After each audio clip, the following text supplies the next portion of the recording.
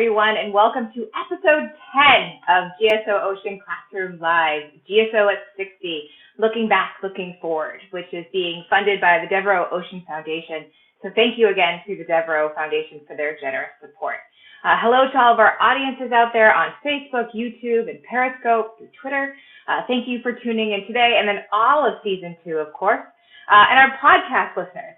Remember, if you've missed watching previous live episodes, or maybe you prefer to listen to these episodes while you're walking the dog or you're driving, think of those summer road trips, you can find Ocean Classroom Podcast on Spotify and Apple Podcasts. So if you're following already and you're listening now, thank you so much.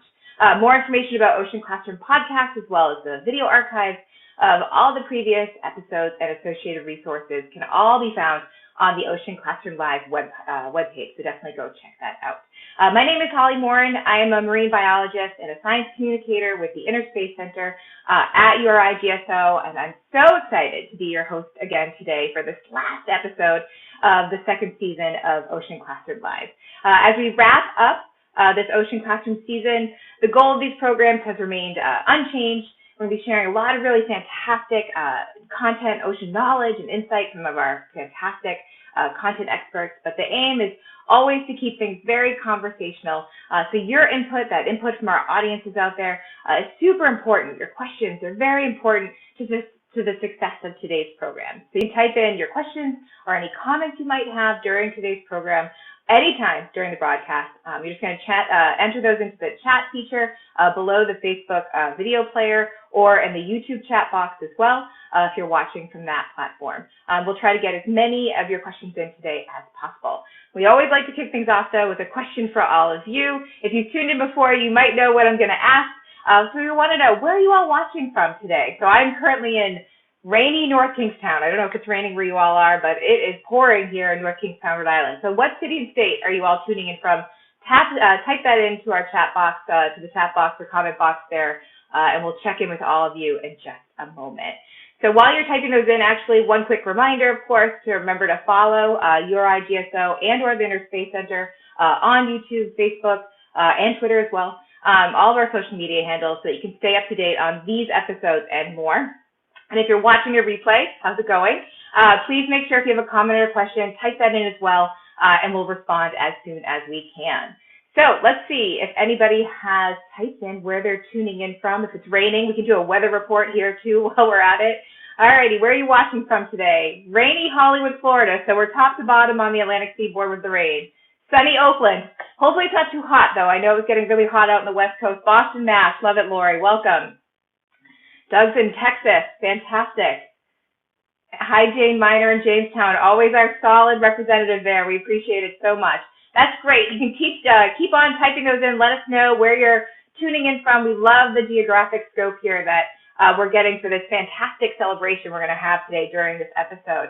Today is July 1, so it's actually the official anniversary of when the URI Graduate School of Oceanography was established. So that was July 1, 1961, 60 years ago. How fantastic is that? Back in actually 1934, marine biologist Charles Fish and then his wife Marie or Bobby Poland Fish, and I love that they're marine biologists whose last name is Fish, right? They arrived at URI where Charles actually had an appointment in the zoology department. Both Fishes were, which I love saying that, they were already accomplished marine researchers. And then in 1936, Charles Fish was actually appointed as the director of the Narragansett Marine Lab. And some 25 years later, with guidance and input from the Fishes, the URI Board of Trustees passed a resolution to approve and establish the Graduate School of Oceanography, which was headed by a dean, and Dean John Canals was the first dean of GSO. And then they will be able to confer Masters of Science and PhD degrees, and then the school was officially established on July 1. And here we are 60 years later. For more details about that history and a lot of really awesome photos as well, there's an illustrated timeline on the GSO website. There's a whole webpage dedicated to the 60th anniversary, and you can find a link there to check that out. It's a real treasure trove of information. Since that establishment of GSO, there's been countless research projects, hundreds of oceanographic voyages embarked upon, and more than 1,000 advanced degree students have been mentored.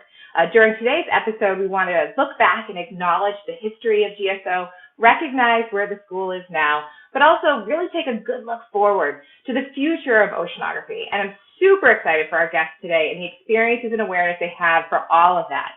They really encompass the timeline and the theme of where ocean science and exploration and discovery will take us next.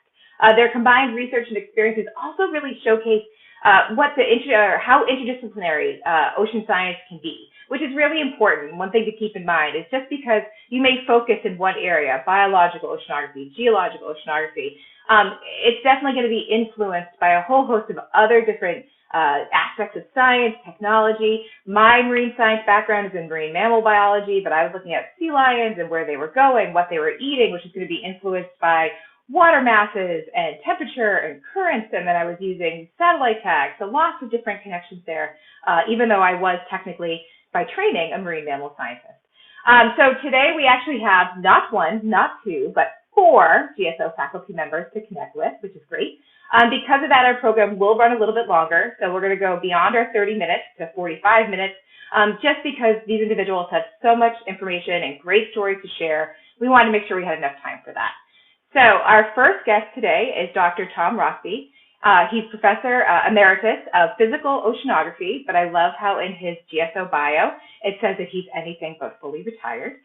His research focuses on ocean currents and global ocean circulation, and then he also has some really great technology connections as well. So Tom, welcome to today's program. Why don't you go ahead and say hello to our audiences and let them know a little bit more about yourself, your research, and then your history with GSO. Hello. Yes, I've been at GSO for 45 years, and during that time I have worked quite a bit to develop technologies for studying ocean currents. And the major one that we developed is a system for putting out drifters in the deep ocean and tracking them acoustically by means of an underwater a GPS system that we developed here. And this has allowed us, with these drifters drifting around at depth, to visualize fluid flow in the ocean, something that's very, very difficult to do otherwise. We have 2 ways of measuring currents. One is to put out a point measurement like an anemometer in the atmosphere. We call them current meters, and we measure the flow past the point. And that tells us good information about how stuff varies at a point, but it tells us nothing about how water moves through the ocean. That's where these floats become so attractive. We put them out and we see where they go, and that tells us how the ocean is communicating with itself across different gyres, across fronts, and so forth. So that's been our backbone activity for really as long as I've been here. And then in more recent years, in the last 20 years, we have also been working with commercial ships, where we put instruments in the hull of the ship that scan the currents underneath the ship as the ship is steaming back and forth between 2 points. Here we have a nice photograph of the Oleander. That's the ship we have worked with since 1992. It goes back and forth between New Jersey and Bermuda weekly. And with that ship, we have built up a tremendous archive, a picture of how the Gulf Stream and the waters around it vary over time and year in, year out. So we know quite a lot about how the Gulf Stream varies from year to year. And yeah, that's the short synopsis. That's fantastic. It's a wonderful synopsis. Fantastic. Thank you, Tom, for that. So also joining us today is Dr. Candace Oviatt. So she's a biological oceanography research faculty at GSO who has been studying the ecosystem dynamics of Narragansett Bay for decades. She was also one of GSO's very first graduate students. So Candace, please say hello to our audiences and tell them a little bit more about your research, your work, your history with GSO, especially where you were one of the first grad students. Thank you, Holly. Hi, everybody. I grew up in Western Connecticut, and there's a picture of me somewhere sitting on the steps at my home back in Connecticut when I was about 5 years old. When I was finishing college with folks, they were going into medicine, law, and teaching, and I suppose, like many of you, I had no idea what I was going to do. I interviewed for a job at a famous cancer lab where they grew rats for scientific experiments. And I realized that in that job, I would end up cleaning glassware and doing dishes most of the time. And that sent me in the direction of graduate school pretty quickly. I got a really nice brochure from the Graduate School of Oceanography. I think this is about 1959, and I applied. And to my utter astonishment, they gave me funding to come to school. And when I arrived, there was about 9 professors and a dozen graduate students. And this is the first student cruise I was on, I think, with John Knaus and several of my wonderful guys. And there's another picture there of me getting ready for a cruise, standing up high on a ladder, looking very insecure. After I got my PhD, I had a postdoc at the Harvard School of Public Health. I conducted toxicity tests and I performed bottom surveys with a little yellow submarine. And I think there's a picture of that submarine. I had forgotten how very little it was. There was just room for me and the pilot in there. And we were doing studies out south of Block Island in about 180 feet of water. And yes, it did leak a little bit. After the Harvard project, I came back to GSO to study salt marshes with Nelson Marshall. And then I worked with Scott Nixon on studies of Narragansett Bay. And ever since, I've been working on studies of Narragansett Bay. And one of the things Scott wondered was, would it be possible to make simple models of the bay that we now knew so well? And would the models then behave like the natural system? The answer was yes, it really does work. In the mid-1970s, I became the manager for the new Merle mesocosm facility, and we conducted several studies of pollutants and nutrients that were impacting Narragansett Bay. On the basis of some of those experiments, decisions were made by the state of Rhode Island about how much to reduce nutrients coming into the bay from wastewater treatment facilities. From the experiments, we had defined detrimental levels and levels which were okay. And nitrogen and phosphorus were both reduced by about 60% by 2012 using tertiary treatment at wastewater treatment facilities throughout Rhode Island. So over the years, we've documented the state of Massachusetts Bay, Narragansett Bay, and both bays have been cleaned up very significantly over the decades. Healthy bottom communities have returned to both systems, and problems of low oxygen in the bottom water have been significantly reduced in Narragansett Bay. Fantastic. Thank you for that, Candace. And I think just with those intros that we've received from Tom Rossby and Candace now, hopefully it's gotten everybody out there, all of our audiences, your juices flowing. So if you have questions, please remember, type them in at any time. Anything about the whole host of things that just were mentioned, or anything that might be in your head coming up, thinking about the future of oceanography as well, definitely type those in at any time. But thank you again, Candace, for that. That was wonderful. I loved that history and the different imagery and thinking about what I know is at Merle now and the images there. And things haven't changed necessarily all that much, but we can get into that in a little bit. Let's bring in our two other guests first, though. Rebecca Robinson, Dr. Rebecca Robinson is also joining us in the Marine Geology and Geophysics Lab, where she's a faculty member in Marine Geology and Geophysics Department here at GSO.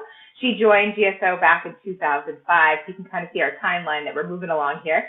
Her work focuses on the chemical cycles of nitrogen and carbon in the ocean environment. And that's all I'm going to say about that. Rebecca, I'll let you talk a little bit more about your research and say hello. Hi. So yeah, I guess I'm called a biogeochemist. I study how biology, chemistry, and geology interact in the ocean. So a little bit of background about me. I grew up in Andover, Massachusetts, and I love the science and the outdoors. And when I went to college, I majored in geology in a department that was like really into rocks, like the kind of thing you would make a building out of, or really a church, a nice metamorphic rock. But for whatever reason, they were interesting, but I really wanted to know about ocean sediments. And so I did a summer program with the Sea Education Association, and I got to recover my first sediment core, and that kind of sealed the deal. So From there, I decided I wanted to go to graduate school, and I sought out people who used sediments. And I moved to Los Angeles, to the University of Southern California. And I was able to go on my first big research cruise the summer after my first year there. It was an ocean drilling program leg off the sort of west coast of North America, studying what's called the paleoceanography of the California current, so the ancient oceanography of the California current. And I went to sea with Jim Kennett, a former GSO faculty member who wrote the book called Marine Geology, and he was sort of the father of paleoceanography, and I knew that that was what I wanted to do, although he tried to teach me how to identify these tiny little plankton that leave fossils at the bottom of the ocean called foraminifera.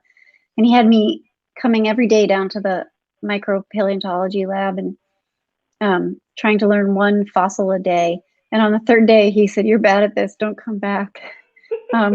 So I didn't continue on doing that, although I have some students that are really good at it in my lab now. So we study carbon and nitrogen and how it cycles through the ocean, and we use these tiny little fossils to help us do that. And I've been at GSO since 2005. My first kid was born that year, and so now it's 15 years later, and I'm still super interested in nutrient cycling in the past and how it influences and is related to global climate, biology, and ocean circulation. But I've also extended my work into coastal sediments, partially because of Scott Nixon. So it's nice to have a little connection with someone as wonderful as Candace. And so I'm studying how nutrient cycling works in human impacted systems. And I also get to work with Vera Oldham. So I feel pretty lucky working with such wonderful people here at GSO. And my work as a biogeochemist sort of requires me to have all these great colleagues. Yeah, no, it's again a nod to the interdisciplinary nature of oceanography, in that just in the title that you just gave there, you've got 3 different types of oceanography or areas of focus. And yes, it's great that you're connected to all those people. And you just provided the most fantastic segue to introduce Vera as well. So last but certainly not least, Vera Oldham. Dr. Vera Oldham is one of GSO's newest faculty members who joined the school in 2019. And she is an assistant professor with the Marine and Atmospheric Chemistry Department. So if you notice, we've actually got all 4 of those major themes of oceanography, biological, chemical, geological, and physical basically covered today and during our episode. And her research focuses on redox chemistry or chemical reactions. I was trying to figure out how to say this. Vera, you can probably say it better than me. Biologically relevant trace elements with manganese and iron in dynamic systems like hydrothermal vents, polar regions, and coastal systems. So Vera, why don't you say hello to our audiences and tell them a little more about yourself and your work? Hello, audiences. Thanks for having me. Thank you for the intro. I do like to study redox reactions, which is a short form for reduction and oxidation reactions. And basically all that means is I like to study how one individual electron moves at a time, which might sound a little boring, but I find it extremely interesting, and maybe I can tell you a little bit why. But before that, I'll start with my background. I'm Canadian.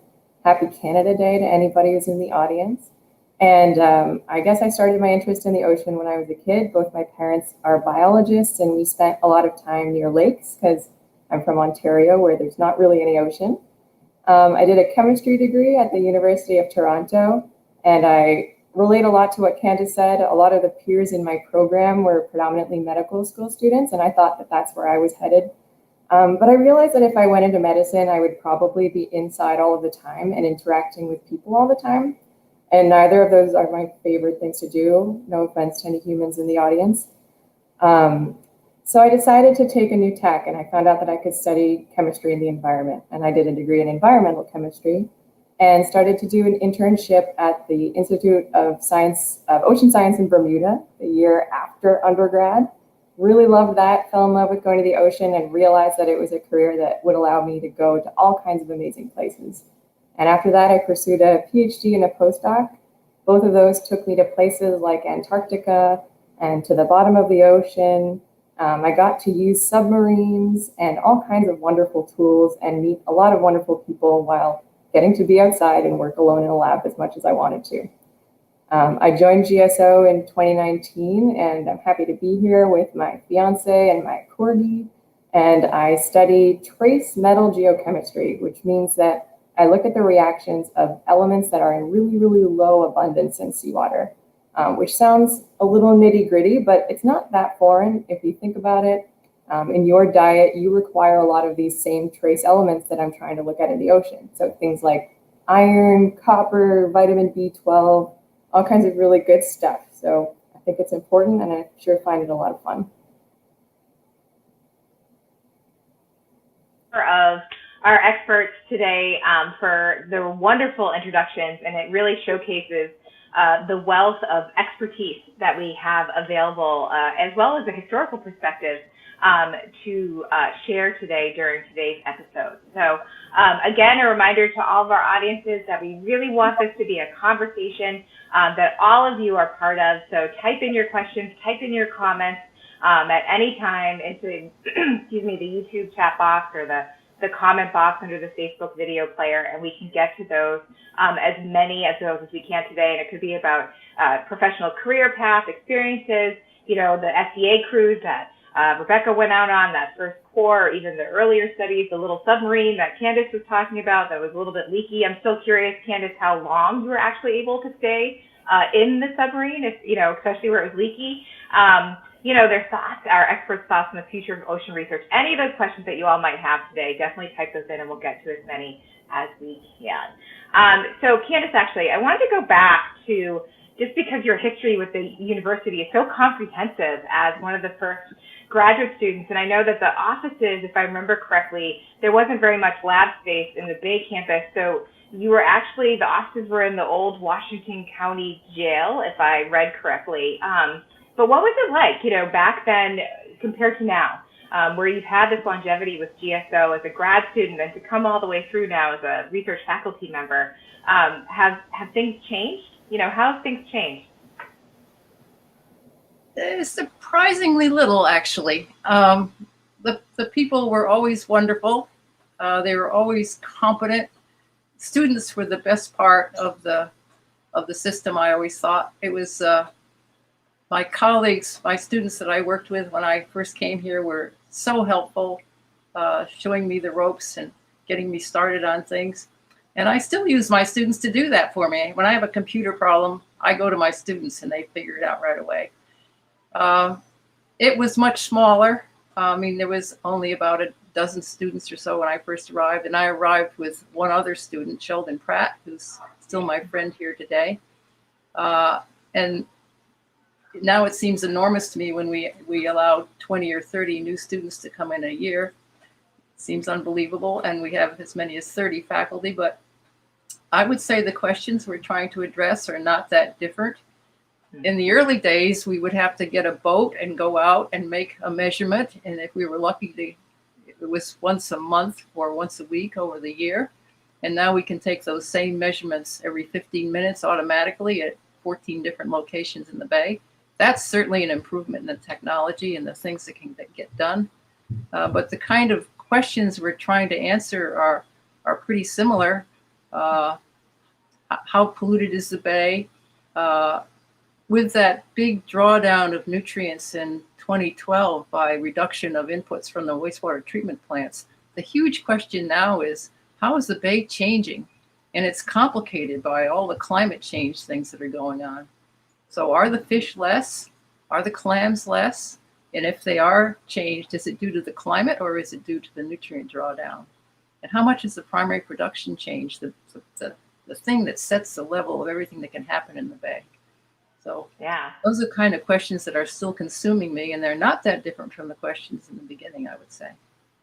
Yeah, I think that's fascinating. That was something I was thinking of too, is that we're, you know, technology is advancing. Like you said, you can now, you know, get automated measurements every 15 minutes, et cetera. Or I was putting satellite tags on sea lions, and they were emailing me their locations from Alaska while I was in Texas, where it was much warmer during the winter.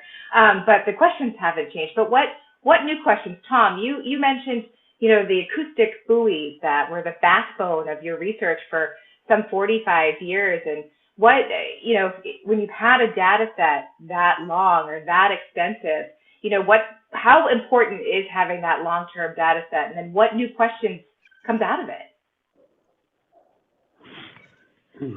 Well, we've been conducting this kind of work for 45 years. It's not a data set, it's continuous over that time. We've used the technology to study ocean currents in the Gulf Stream. We've used the technology to study the currents in the Norwegian current. A former student of mine has used the technology to study the Labrador current and so forth. This technology is called the Rayford System, or Rayford floats. It's where you put out these sound sources to provide an underwater GPS system that allows you to track stuff underwater. And I put in that slide. This is pretty fantastic stuff. This is a device which is about the size of your thumb, which has been designed to allow us to track fish underwater using the same acoustic concept of providing, put out a couple of sound sources to provide acoustic navigation. And then this fish tag that you see on the right is something we can attach to flounder, to cod, to salmon. And these have to be commercially important fish because we have to get the tag back. But that technology, for example, to the lower right, we have, together with Jeremy Colley, we have put these tags on the back of lobster and used them to track lobster on the continental shelf all the way out to shelf break, and we could see how the lobsters would go down the continental slope before they were getting caught. And then the float on the left side, the glass pipe that you saw in the previous picture, if you can put that back up, that there is a next generation Rayford float that's being developed by my colleague Melissa Owen. This is going to be a fantastic step forward for illuminating, studying, and learning more about ocean currents and how the ocean mixes and disperses. Great. It looks like we actually have a question or two about the Gulf Stream, Tom. So we'll bring one of those up now. And so George, thank you for your question, would like to know, what are some of the major changes you have noticed in the Gulf Stream? And then, okay. And Arthur also asks, is the Gulf Stream slowing down? So there are two questions. I'm very comfortable saying that the Gulf Stream is not slowing down. That may to some seem somewhat controversial. There are basic reasons why one might imagine the Gulf Stream being slowing down because of melt from Greenland, but there is zero evidence for that actually happening. It's not to say it might not happen in the future, but the thing that has stood out in all that we have done is the comparative stability of the Gulf Stream. It does vary, and there's no question about that. And we have a lot to learn yet about the nature of that variability. But this notion of a trend that is over time kind of monotonically slowing down, there's no evidence of that. Okay, great. That was a great question, Arthur and George. Thank you so much for those. And everybody else, if you have questions, definitely type them in, and we will ask our experts here as well.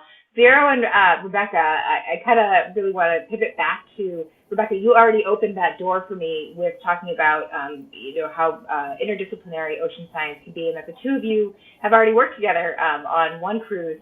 And it's not even a matter of working across disciplines at the graduate school, but you may also work with other departments outside the university. There may be other schools that you're working with as well. Excuse me. Could you just speak to that a little bit more? How do you end up connecting with others? How do you build these different, these expeditions that have all these different people on board? Do you just send an email? Is it just a cold call, or do you have to really work hard at these types of networking efforts? It's a little bit of both, right? So I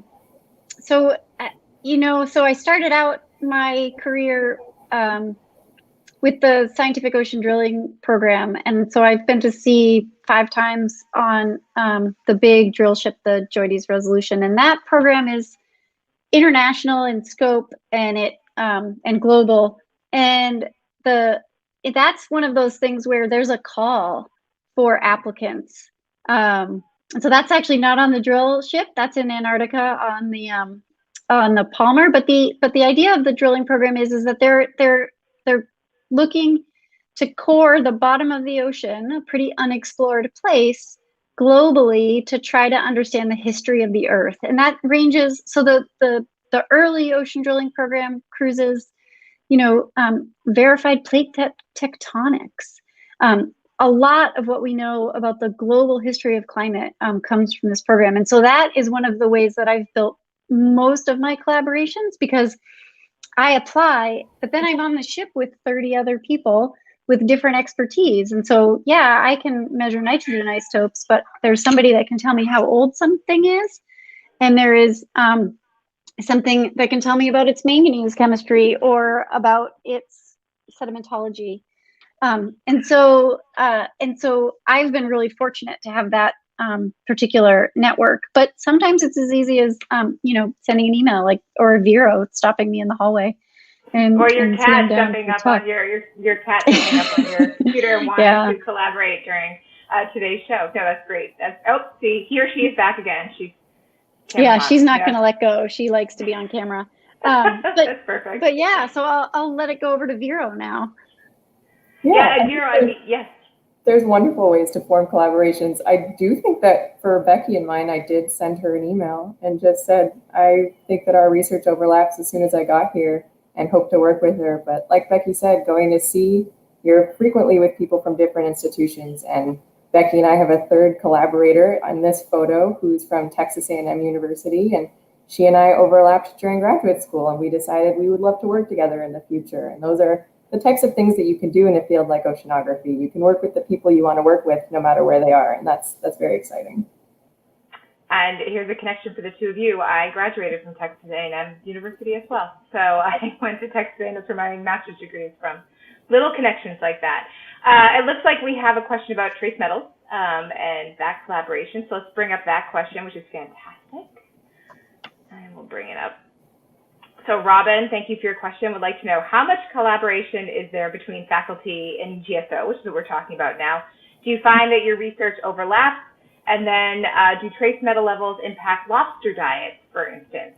So that's a great question, which pulls from Tom's imagery of lobsters and the technology he's using and connecting those two. So thank you, Robin, for making some nice connections for us there. What do you all think about that? Trace metals and lobsters, Vera. I think we can do all kinds of collaborations. I think what's nice about oceanographers is we're very creative. So I could probably think of a project to do with trace metals and lobsters. Lobsters eat things that are in the sediments, and sediments accumulate a lot of metals. So there's probably a lot of trace metals in lobsters, and I don't know if anybody's ever quantified that. I don't know. I don't know if anybody else here knows if trace metals and lobsters have been quantified. Candace is shaking her head no. Candace, you must have worked with a whole host of different GSO faculty, students. Do you want to speak to that a little bit? Oh, yes, I would. I mean, one of the things about mesocosm studies is that it takes a team of people to study a whole system. So you have everybody from people studying nutrient cycles or metal cycles to phytoplankton, zooplankton, or even fish to some small extent, and particularly the benthos in the Merle mesocosms. So in each case, we'd have faculty or marine scientists studying those aspects of the system. And it was wonderful. It was like being on a cruise, I would say, in that you were right next to somebody doing something totally different. And you had these constant interactions with them because you wanted to know what was happening with what they were doing to explain what was happening that you were seeing and the things that you were interested in. So there was a synergy of working together, which was bigger than the sum of the parts, and the synthesis went on that doesn't happen in individual studies, I think. This is a picture of us earlier this week out on the bay, where I went out on a cruise with the Collie Lab, and we're trying to put together all the information from worms and clams in the sediments to fish up in the water column. And we're working with our long-term data sets that we have on fish in the bay, Jeremy Colley's lab. And my own work with Chris Calabretta, where we've been sampling the benthos of the bay, in part because we use those same sediments in the Merle mesocosm. So we have a long history of the animals and worms and clamps in the sediment and crustaceans. So together, we're going to put this story together to see what the whole benthic ecosystem looks like. So that's one of the projects I'm working on currently with the Collie Lab.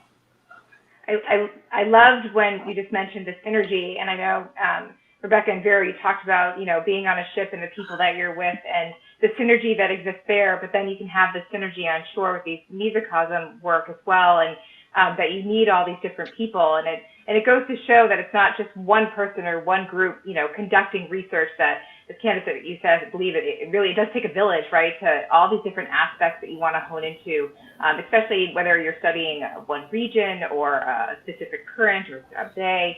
It really is quite comprehensive in all these different areas of expertise and insight that you need. I love that your cat is still with us, Rebecca. So we have another question. This was about sharks. So I'm gonna still bring it in here because I know this is a hot topic lately. So Robin has another question about sharks. There's been a lot of news stories about shark attacks lately. And are they really on the rise? I don't know if any of you all can speak about shark presence along the eastern seaboard. But it does link back to somewhat about changes in the bay that may be happening. So Candace, I didn't know if you had any insight you wanted to offer about sharks and potential climate change and how that might be impacting their range and or if they're coming into the Narragansett Bay region or further northeast, et cetera. The large increase in great white sharks in the region is due to the very large increase in seals in our region, particularly on Cape Cod. And there always have been seals in this region and on Cape Cod, but in recent years they are protected, so their populations have exploded. And I'm sure the sharks have always been here in small numbers, but now the numbers are larger because their food supply is larger. So it's not entirely climate change that's causing the larger number of sharks, I think. I think it's the new food supply, which is very much more abundant than it was. Yes, definitely. That's for sure. And then Tom, I'm curious, your tags that you were talking about, those acoustic tags, could those be deployed on sharks to track them? Yes. Yes. Thumbs up. Perfect. I know they were actually showing, and this is in the news as well, that there was a fisherman that down in Galilee that had tagging equipment with him. They've been working with the Atlantic Shark Conservancy and DEM have been working with several of the fishermen to supply them with the necessary equipment that if they were to catch a shark in their nest, which is exactly what happened, that they knew how to tag it so they could acoustically track it. So that was the first time they had caught one down there. So again, it's important to understand these animals and where they're going. So that was actually quite exciting, although I know that some people, it does make them a bit anxious. But so in the theme of thinking about questions and understanding things better, actually, I'm going to spin it back for a second. Candace and Tom, where both of you have had such extensive careers, begs the question, what continues to drive you? What keeps you going? What, especially where, you're not necessarily retired, you're still actively in there, conducting active research. Why? What drives you to keep doing it? Oh my gosh. Well, speaking for myself, I suppose I'm more or less married to my work, so I don't really have much choice. No, it's a lot of fun. I mean, it's hard work for sure, and there are a lot of false starts in your work. Now, there's a nice picture, Jeremy Colley, where we're exploring what glues to use to attach the tag to the lobster. I think it's just plain buffalo glue, if I remember right. And they stay on for months. I think they stay on forever until the carapace is replaced.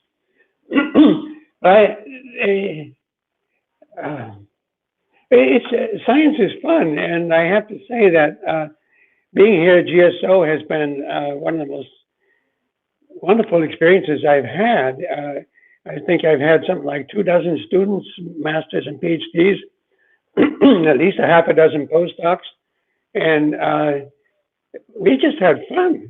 Of course, it's hard work, and we stumble along the way. We make false starts, but we learn a lot in the process. And it's not just sitting in the lab and doing science or working out numbers. There's a social aspect which is unbelievable. I mean, with my students, we have made skiing trips together. We've gone kayaking together. We've had parties a lot here together. So it's really not so much a senior person and a junior person. It's really much more of a partnership between the students and the faculty, because the students might think of us as rather senior people, but we're actually just barely ahead of the student, because they're working on the cutting edge too, and we're riding along with them at that cutting edge. So it's really a partnership kind of arrangement, which you may not really realize until you get into graduate school and start working with your colleagues. But that is a real blessing. And I had no clue about this when I was younger. I'm trained as an engineer in physics, and I thought I was just going to build instruments in my life. And it was, well, it's too much to talk about now, but my mother plays a big role in why I went into oceanography. Well, I think the other takeaway, I really appreciate that science is fun. I think that's something that we all kind of need to remember and hold on to, that yes, it's very much fun for sure. And, you know, thinking of that, 60 years of GSO, and there's an ocean research, right, out of the graduate school, but there's still so much that we don't know about the ocean. So if you're looking ahead to the future, so Vera, what's one question? So as maybe our newest faculty member here, but what is one question that you would really like to answer through your work or through your research or see answered? That's a big question in itself, and I like it. I guess I studied nutrient cycles, and I'm really interested if we have the capability of developing instrumentation to quantify some of the things that I study in the future, because the way that I do it, it takes me like 2 days to do one sample, and that's too much time. So I'm looking to questions to simplify the methods that I do. But one thing that I think about that's not super sciencey when I think about the future is, how can we make science fun for everyone? I think that the message that Tom and you are putting out, that science is fun, is important. And how can we engage the public and remind everybody that science is fun and science is great? So that's another aspect I'd love to pursue in my career. Awesome. Thank you. That's fantastic. Rebecca, do you want to build off that? What's a question that you have looking forward? I love that Vera was thinking of technology and where can technology take her. And even if it was 2 days for you right now, I honestly have no idea what it might have been before, but it could have been even longer. So people are thinking, oh, 2 days is fantastic. But Rebecca, what do you think? What's one question that you have that you'd like to see answered, or a technological advancement for the future of ocean science? Well, so something that I'm sort of like really interested in, which is a science question, but also a improving our techniques question, is, you know, if we can develop a way to look at how the West Antarctic ice sheet has changed in the past. So how rapidly and to what degree did it go back? And so my students have been working with ways to trace the warm water that comes up in the Southern Ocean that is thought to be melting the ice sheet from below, because it's a marine-based ice sheet. That means it goes out over the deep ocean. And so, so this is a really important question for our future. But in my worldview, we look back to try to answer that question. And I'm hoping that we can add a little sort of new technique or a new way to trace that process. That's awesome. And you are my perfect segue generator today. I wanted to say thank you for that, because that really does sum up what we wanted to talk about today, right? So looking at, you know, recognizing our current state and looking ahead to the future, but also looking back. And I think that's a real wonderful connection, is to understand current science and really appreciate advancements. You still do have to look back and understand where we all came from, which is what we did. And I really appreciate all of your insight and experiences that were shared today. We are over our 45-minute mark there, so I do want to make sure we kind of wrap up on time, although I could keep talking to all four of you for quite some time for sure. I'm sure our audiences would love to keep tuning into that as well. But thank you so much, Candace and Tom and Rebecca and Vera. Thank you so much. And hopefully everybody out there, you've learned a little bit about GSO's history and all the great science research that's happening at the school, and that these individuals have been part of and continue to lead and be part of themselves. And so we always like to round out our Ocean Classroom events with some homework. Even though it's the summertime, I know no one wants to do homework, but we have really easy homework for all of you tonight. So GSO's 60th anniversary, it's not just today, we're celebrating it all throughout this year. So there's multiple events that will be coming up. So all you have to do is mark your calendar. Really simple. So Science Saturday is going to be happening at GSO in Narragansett, Rhode Island on September 18th, 2021. More details will be shared in the future, but it'll be on the GSO campus. And in the past, there's been tours, hands-on demonstrations, a lot of other fantastic activities that will be happening on campus. So mark your calendar, September 18th.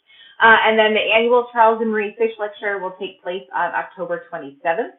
And more details about that event are to follow. And it's great to kind of end there, because we did start talking about Charles and Marie Fish at the very beginning of this program. Those wonderful marine scientists with the awesome last name, that they were, again, they established the program, the Marine Biological Program at URI, or the Narragansett Marine Laboratory, in 1935. Which then became URI GSO, and here we are again 60 years later. So follow along, your other homework, follow along with URI GSO on social media, so Facebook, Twitter, etc., or go to the 60th anniversary webpage on the GSO website, and all the details for those events and other future events will also be shared through those various avenues. I don't know if our guests today have any homework that they would like to share at all. If you guys have any thoughts, any homework you'd like to give to our audiences? Nope. See, they're respected. Oh, go ahead. You could look up where the West Antarctic ice sheet is. There you go. Perfect. We all need to understand our geography for sure a little bit better. So that's a great assignment. Go look up the West Antarctic ice sheet while you're marking your calendar. You can do both at the same time. So awesome. Thank you so much for that. And again, thank you, Tom, Candace, Rebecca, and Vera for joining us today. And thank you to everybody behind the scenes who makes these programs a great resource and success that they are. Thank you to the Devereux Ocean Foundation for their support. And thank you again to all of our audiences for taking the time to join us today and this entire season of Ocean Science Classroom Live. Again, all the different websites that I believe have been shared in the comment box, there should be lots of links to click. Check those out, and you'll find out more information about the various resources and other projects that were talked about today.